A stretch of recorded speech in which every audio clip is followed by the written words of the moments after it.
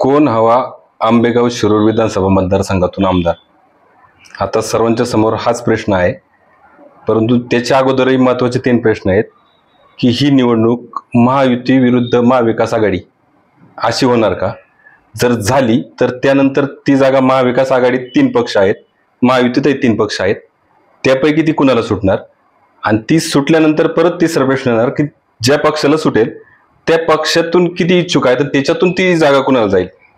त्याच्यानंतर साधारणतः उमेदवार कोण आहे ते समोरासमोर कळेल. आता साधारण जरी लढत ही दिलीप वळसे पाटील आणि देवदत्त निकम अशी वाटत असेल तरी त्यासाठी अजून बराच कालावधी लोटायचा आहे. त्यामुळे आपल्या समोर आता सर्वात महत्वाचा प्रश्न आहे की तालुक्याला आता काय हवं?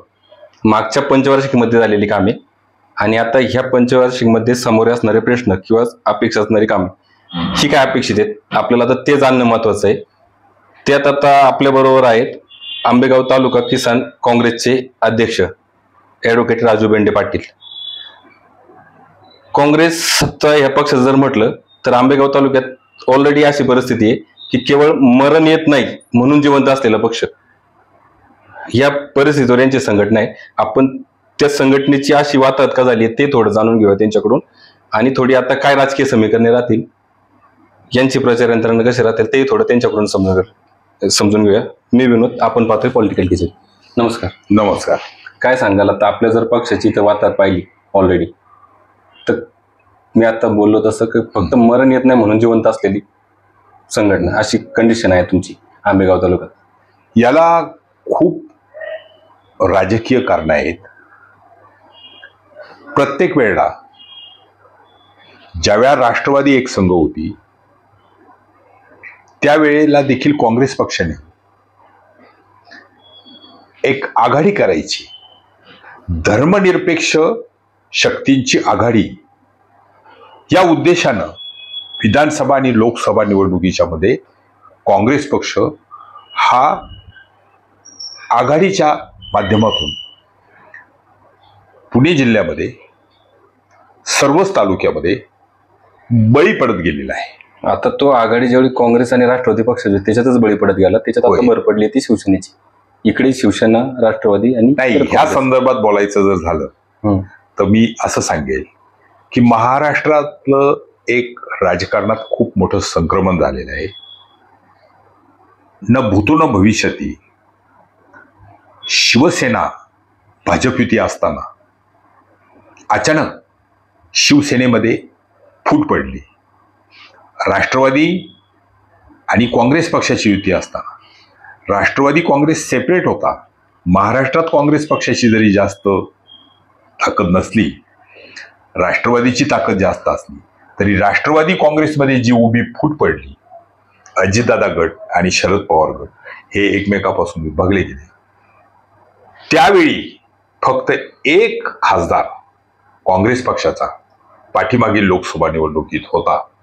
परंतु या राजकीय संक्रमणाला सत्तेच्या समीकरणापोटी जे दलबदलू निर्माण झाली त्या सर्वांना कंटाळून आज लोक पुन्हा एकदा काँग्रेस पक्षाच्या पाठीमागं खंबीरपणे उभी राहिली आणि लोकसभेमध्ये ज्या पक्षाची 1 जागा होती आज 13 जागांवर काँग्रेस पक्ष निर्विवाद, जास्त बभरा न करता, निवडणुकीच्या रणधुमाळीचा जास्त शो न करता आपोआप निवडून आला आणि लोकसभेतला महाराष्ट्रातला काँग्रेस पक्ष हा 1 नंबरचा झाला. याला कारण काँग्रेस एक संस्कृती आहे, काँग्रेस एक विचार आहे, काँग्रेस एक परंपरा आहे आणि त्यागाची परंपरा असलेला, धर्मनिरपेक्ष शक्तींना बरोबर घेऊन चालणार, धर्मनिरपेक्ष शक्तीचा पाठपुरावा करणारा आणि सर्व जाती धर्माच्या धर्मनिरपेक्ष वगैरे पाहिलं तर आपण आता सगळ्याच व्याख्या बदलल्या आहेत. म्हणजे जसे शिवसेना, काँग्रेस, तिकडे असेल बीजेपी, काँग्रेस, अजितदादा गट, इकडे काय असेल ते सर्व आता ती व्याख्याच बदलल्या आहेत. आता साधारणतः सर्व कुठेतरी विकासाच्या मुद्द्यावर घेऊन जात आहेत निवडणूक आणि त्याच्यावरच पाहत आहेत. या वर्षी आता तुम्हाला हे जसं आहे आंबेगाव मध्ये तुम्हाला म्हणजे काय कंडिशन वाटते, काय मुद्दे महत्वाचे राहतील ह्या निवडणुकीत? आता पाहिलं तर एक समोर तुमच्या पुढे 35 वर्ष पूर्ण एक प्रभाव राहिलेला वळसे पाटील असं एक नेतृत्व आहे आणि त्यांनी आत्ताच ह्यावेळी आंबेगाव तालुक्याचा म्हणजे डिंबा धरण बोगद्याचा विषय काढून त्यांनी प्रवेश केला अजितदादा गटात, असं त्यांचं म्हणणं आहे. तर आंबेगाव तालुका डिंबा धरण बोगदा, तर हा मुद्दा ह्या निवडणुकीत किती महत्वाचा राहील तुम्हाला काय वाटतं? हा मुद्दा बिलकुल महत्वाचा राहणार नाही असं माझं मत आहे. कारण आजही डिंबा धरणाच्या पाण्याचा आणि तालुक्याचा अभ्यास केला तर अर्धा तालुका या डिंबा धरणाच्या पाण्यापासून वंचित आहे. त्यातल्या त्यात प्रामुख्याने मध्यवर्ती मंचरगाव याच्या पाणी प्रश्नाच्या सुटण्यासाठी पांडवदाराचा प्रोजेक्ट हा दर विधानसभेत येतोय, विकास होत नाही. धरण कलमोडीचा असेल, कलमोडी प्रकल्पाची बी हीच परिस्थिती झाली.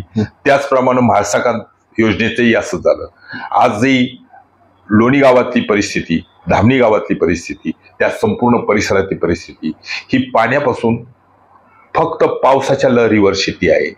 पाण्यापासून आता कारखान्यात शेतकऱ्यांचा जो गोंधळ झाला, आता कारखान्याचा जो शेतकऱ्यांचा गोंधळ झाला, वास्तविकता महाराष्ट्रामध्ये साहेब सहकार मंत्री असताना, भीमाशंकर साखर कारखान्यावर 95% त्यांचं वर्चस्व असताना आणि 3200 असा आम्ही उच्चांकी भाव दिलेला आहे अशी त्यांनी घोषणा केली असताना विरोधकांचं म्हणणं ऐकून घेतलं गेलं नाही. विरोधकांना जर त्यांनी बोलून दिलं असतं, त्यांचे प्रश्न ऐकून घेतले असते, तर ते 8 दिवसांनी कळू शकत होते. तर तुमची सूचना अमान्य करता येते. परंतु हा जो विनाकारण गोंधळ घातला गेला, त्यात असं दिसतं की देवदत्त निकमच्या बाजूनी जे शेतकरी होते त्यांचा प्रत्येकाचा 500 ते 600 टन ऊस या कारखान्याला पडतोय. काहीतरी त्यांचं दुखणं असेल म्हणून त्यांनी थोडंसं आंदोलनाची भूमिका, निदर्शनाची भूमिका घेतली. परंतु व्यासपीठावरून जो गोंधळ घातला गेला आणि त्याचं शूटिंग जे चालू होतं हे इतकं अशोभनीय होतं की व्यासपीठावरून गोंधळ घातला गेलेल्या कार्यकर्ता एकही ऊस टाकणारा नाहीये. मग हे विनाकारण घडले गेले किंवा घडवले गेले असं म्हणायला लागेल. तर जनसन्मान रॅली होती, त्याच्यात वळसे पाटील अत्यंत जबाबदार नेते, अत्यंत संयमी वक्तृत्व हीच त्यांची मेन ओळख राहिलेली. त्यावेळी त्यांनी असं सांगितलं की नाईलाजच तो मला उभं राहावं लागते. हे वाक्याकडे तुम्ही कसं पाहताय? हो, नाईलाजाच तो मला ही निवडणूक लढावी लागते. याचा अर्थ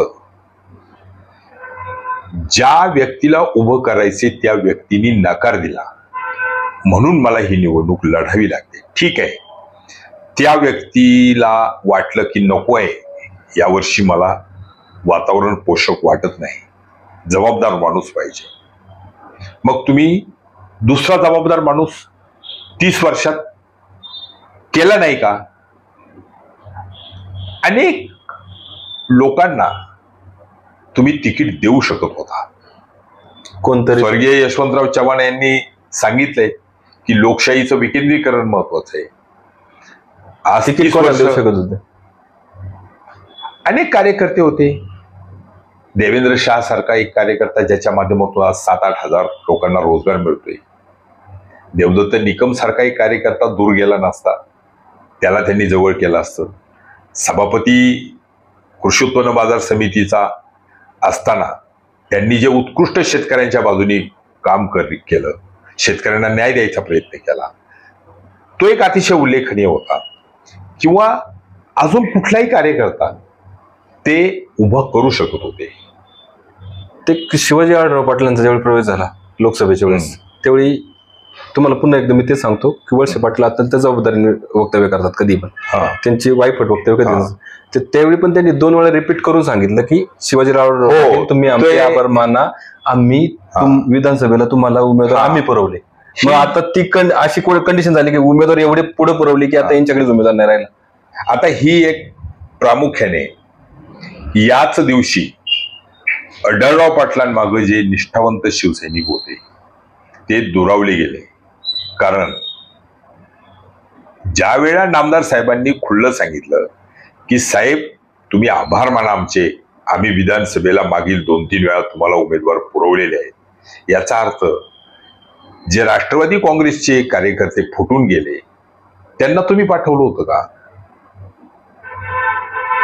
तिसरी परिस्थिती, जर ते कंटाळून गेले असतील, त्यांना जाणून बुजून तुम्ही कंटाळलं होतं, तर त्यांना कंटाळा येईल आणि तो आता आपल्याला सोडून जाईल या भूमिकेपर्यंत येण्यासाठी त्यांना तुम्ही प्रवृत्त केलं असावं, हे आत्ताच देवदत्त निकम तुमच्यापासून दुरावल्यामुळं, ज्या स्थितीत ते दुरावले त्यामुळे हे सिद्ध होते की तुम्ही त्यांना त्रास दिला म्हणून ते तुम्हाला दुरावले.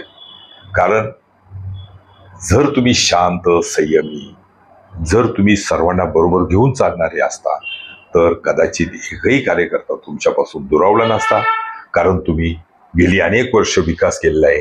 कोट्यावधी करोडो रुपयांचा विकास हा तुमच्या मागोवा या पुस्तिकेतून आम्ही वाचतोय.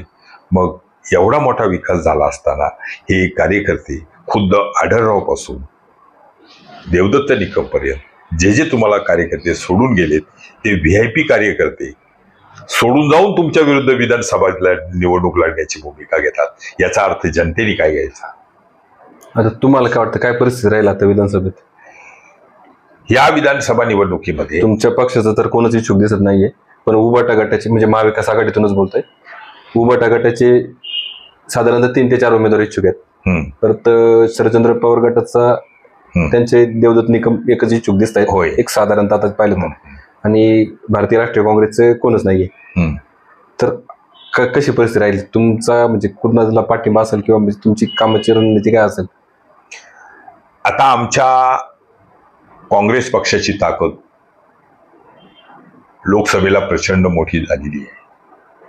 काँग्रेस पक्षाच्या आंबेगावच्या बाबतीत काय राहील? आंबेगाव विधानसभा मतदारसंघामध्ये जे काँग्रेसचे कार्यकर्ते आहेत ते आता थोडेसे पक्ष मोठा होतोय या भावनेतून सुखावलेले आहेत. आणि तसं काम दिसत नाही, पण आंबेगाव तालुका भारतीय राष्ट्रीय काँग्रेसचं काम तसं दिसत नाही, तर यंत्रणा नाही दिसत. नाही, तसं आज रोजी या तालुक्यातल्या प्रलंबित प्रश्नाला वाचा फोडायचं, शेतकऱ्यांची साठी आंदोलन करायची काँग्रेस पक्षाने बऱ्याच वेळा भूमिका घेतलेली आहे. तरी आता कांद्याला बाजारभाव मिळावा म्हणून आंदोलन केलेलं आहे. आम्ही अनेक जे प्रश्न आहेत आंदोलनामध्ये येणारे त्या प्रत्येक वेळेला महाविकास आघाडीच्या बरोबर उभे राहिलेलो आहोत. शेतकऱ्यांच्या शेतीमालाला रास्त बाजारभाव मिळावा म्हणून देखील आम्ही आंदोलन केलेली आहेत. त्या स्वरूपातल्या बातम्या देखील माझ्याकडे आहेत. ह्या बातम्या मी तुम्हाला दाखवू शकतो. तुम्हाला जागा कुठं जाईल, कुणाला सुटली तर? महाविकास आघाडीची ही जागा उद्धव बाळासाहेब ठाकरे गट हा जास्त इच्छुक आहे. त्याचप्रमाणे राष्ट्रवादी काँग्रेस शरद पवार गटाचे देवदत्त निकम या जागेसाठी एक तुल्यबळ उमेदवार म्हणून जनता त्यांच्याकडे पाहते. काँग्रेस पक्षाकडं उमेदवार नसला नाही म्हटलं तरी वावगं ठरणार नाही. परंतु काँग्रेस पक्ष या निवडणुकीमध्ये एक वज्रमूठ बांधावी म्हणून सर्वात अग्रभागी राहणार आहे.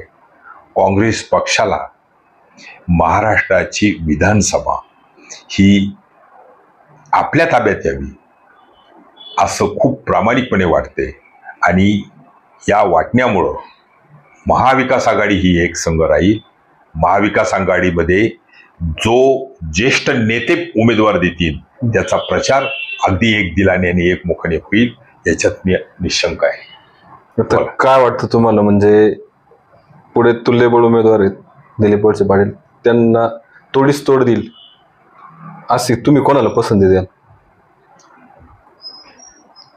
तुम्ही काही पक्षाकडे वगैरे मागणी करत नाही, पण एक वैयक्तिक म्हटलं तर तुम्ही वैयक्तिक म्हणून तुम्ही कोणाला पसंती द्याल? आता जे 3 ते 4 चेहरे इच्छुक आहेत सपोज. नाही, आता मी ह्याचं उत्तर लगेच देऊ शकत नाही, कारण उमेदवार डिक्लेअर होणं बाकी आहे.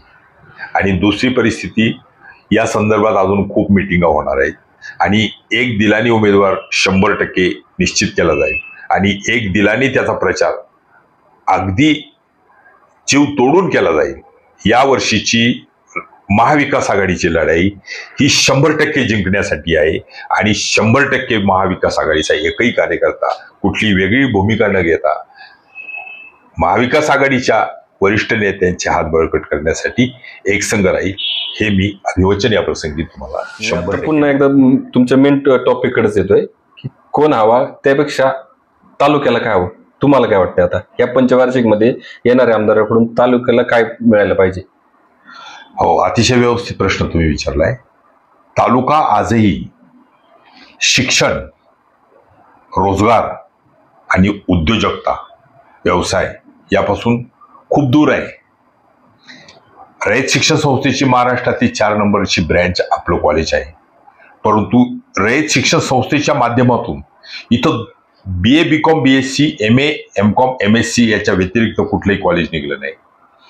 साहेबांनी इथं जे उच्च तंत्र शिक्षण पॉलिटेक्निक आणि इंजिनिअरिंग कॉलेज काढले, या इंजिनिअरिंग कॉलेजमध्ये मेरिटचे 5% आंबेगाव तालुक्यातले स्टुडंट वजा करता आजही 70% ते 60 ते 70% जे विद्यार्थी आहेत यांना शिक्षणासाठी दुसऱ्या तालुक्यात जाऊन कॉलेजमध्ये फार्मसीला ऍडमिशन घ्यावं लागते, BHMS ला ऍडमिशन घ्यावं लागते, BMS ला ऍडमिशन घ्यावं लागते. या तालुक्यामध्ये साखर कारखान्याच्या टनामागं जो शिक्षण कर काढला जातो त्यातून एक कॉलेज त्यांनी उभं केलंय, पण ते पण आर्ट कॉमर्स कॉलेज आहे. त्या माध्यमातून हे फार्मसी कॉलेज करू शकत होते. त्या माध्यमातून एखादं फिजिओथेरपीचं कॉलेज काढू शकतो. उच्च व तंत्र शिक्षण मंत्री अनेक कॉलेज होते काय का? आज 155 एकर जी आपली महाराणावर वनराई फुललेली आहे त्याच्या माध्यमातून आपल्याला ऍग्रिकल्चर कॉलेजची सुद्धा निर्मिती करता आली असती. तुमच्याकडे शिक्षण क्षेत्रातली अतिशय महत्वाची खाती होती. वैद्यकीय शिक्षण खातं होतं, उच्च तंत्र शिक्षण खातं होतं, ऊर्जा खातं होतं. या सर्व माध्यमातून जो आज पाहता संगमनेर तालुक्यामध्ये शिक्षणाची क्रांती झालेली आहे, लोणी प्रवरात जी शिक्षणाची क्रांती झालेली आहे, इव्हन आपल्या शेजारच्या जुन्नर तालुक्यात जी शैक्षणिक क्रांती झालेली आहे, इतकी प्रभावी क्रांती या तालुक्याला कॅबिनेट दर्जाचं अनेकदा सातत्याने मंत्रीपद पवार साहेबांनी दिलं होतं, तरी देखील ते क्रांती करू शकले नाहीत. दुसरी परिस्थिती, शेतीचा व्यवसाय आणि शेतकरी जो माल उत्पादित करतो त्यापासून टोमॅटो बटाटा प्रक्रिया उद्योग हा या तालुक्यात अतिशय मस्त चालला असता, परंतु हरिनारायण भोर यांनी टोमॅटो बटाटा प्रकल्पाला जो जागा घेऊन तो कारखाना काढण्याचा संकल्प केला होता ते तर बाजूलाच राहिलं. यांनी एक खासगी टोमॅटो बटाटा प्रकल्प थोरांदाळी परिसरामध्ये निर्माण केला, तोही मनाव इतका चालला नाही. शिरड्यापासून रंग बनवण्याचा कारखाना हा तर आजपर्यंत झाला नाही. मग आदिवासी भाग रोजगारापासून वंचित आहे. टोमॅटो बटाटा उत्पादक शेतकरी हा प्रक्रिया उद्योग नसल्यामुळे विकासापासून वंचित आहे. शिक्षणामध्ये आज लाखो रुपये फी भरून या तालुक्यामध्ये आपल्याला शिक्षण न घेता विद्यार्थ्यांना परक्या तालुक्यात जावं लागत आहे. तिथल्या शिक्षण संस्थांना डोनेशन द्यावं लागते, तिथल्या शिक्षण संस्थांमध्ये मुलांना प्रवेश घ्यावा लागतो. भले तिथल्या शिक्षण संस्थांमध्ये गुणवत्ता प्रदान शिक्षण नाही मिळालं तरी कुठल्या तरी पद्धतीने जाऊन त्या मुलाला ती डिग्री संपादन करावी लागते. तुम्ही वळसे पाटलांचं शेवटच्या 5 वर्षातील कामगिरीला किती मार्क्स द्याल? शेवटच्या पंचवार्षिक योजनेमध्ये जी त्यांनी कामं केली त्या कामाला म्हणजे मी 5% सुद्धा मार्क्स देऊ इच्छित नाही. कारण आजही या तालुक्यातला 85% तरुण हा रोजगारापासून खरोखर वंचित आहे. जो विकास झालेला आहे तो ह्यांनी कॉन्ट्रॅक्टच्या माध्यमातून इंजिनिअरिंग कॉलेजच्या ज्या इमारती, ग्रामीण रुग्णालयाच्या ज्या इमारती, त्याचप्रमाणे इतर ज्या संस्था निर्माण केलेल्या आहेत, पंचायत समिती इथं जी नवीन इमारत उभी केली आहे, म्हणजे फक्त इमारती बांधल्या, फक्त ज्यांना कॉन्ट्रॅक्ट दिली त्यांनी इमारती बांधल्यात. त्यांनी आता कशा बांधल्यात तुम्हाला काय म्हणतो, तो भाग वेगळा आहे. फक्त कॉन्ट्रॅक्टर मोठे केलेत. हा, फक्त ज्यांना ज्यांना हे बांधकाम मिळाले ती बिल्डर लॉबी या तालुक्यात स्ट्रॉंग झाली आणि ती स्ट्रॉंग झालेली लॉबी फक्त विकास विकास विकास विकास म्हणून फिरत आहे. परंतु सर्वसामान्य शेतकरी अतिशय चिंताग्रस्त आहे. त्याला साधं कुटुंब चालवणं, उदरनिर्वाह करणं, आर्थिक समस्या विना मुलांचं शिक्षण अत्यंत प्रभावी पद्धतीने पूर्ण करता येणं अशक्यप्राय झालेलं आहे. अनेक ठिकाणी आज भरमसाठ फी द्यावी लागते. गुणवत्ता असून देखील विद्यार्थी या तालुक्यातला शिक्षणापासून वंचित आहे. त्यामध्ये साधी एक चांगली शासनाच्या निधीतून इमारत उभी राहून एक अभ्यासिका उभी राहू शकली नाही. जे मंचरच्या ग्रामपंचायतीमध्ये जसं स्वर्गीय लोकनेते किसनराव बानखले यांच्या नावाने जे आम्ही स्पर्धा परीक्षा मार्गदर्शन केंद्र काढलेले आहे, आमच्या गावातल्या ग्रामस्थांनी गावच्या ग्रामपंचायतीत प्रत्येक वेळी येणाऱ्या बॉडीने त्या स्पर्धा परीक्षा मार्गदर्शन केंद्राला आकर्षक करण्याचा प्रयत्न केलेला आहे. परंतु तालुका पातळीवर असं कुठलंही स्पर्धा परीक्षा मार्गदर्शन केंद्र उभं राहिलं नाही. स्पर्धा परीक्षेच्या माध्यमात ज्या इथल्या गुणवत्ता प्रधान मुलांचा प्रशासनात सहभाग पाहिजे तेवढा सहभाग मिळाला नाही. याचा अर्थ या तालुक्यामध्ये खरोखर विकास अजून खूप बाकी आहे असं मला वाटतं. वळसे पाटलांच्या विकासाची व्याख्या म्हटलं तर फक्त कॉन्ट्रॅक्टरच मोठे झालेत असंच यांना म्हटलं तर एक शॉर्टमध्ये सांगता येईल. तुम्ही पाहत राहा पॉलिटिकल खिचडी.